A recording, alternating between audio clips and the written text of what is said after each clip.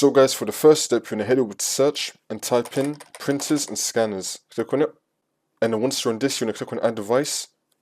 If your printer is already hooked up, it should now detect it. However, if your printer has not been detected here for some reason, then you're going to click on add manually. And then once you're on this, we're going to find the printer by other options. So you have some options right here. My printer is a little old to help me find it. You can select this and then click on next, if that is the case for you. You could also select the shared printer by name. You can add a printer using an IP address or host name. Or you could add a Bluetooth, wireless or network discoverable printer. Or you could add a local printer or network printer with manual settings. So I'm going to be going with this last option right here. I'm going to click on next. It's going to look different for you guys, but in my case I'm going to click on next again. Now I'm going to choose my printer. Again, on your screen, if you chose a different option, it will be looking different for you guys. So I'm going to be adding this one right here.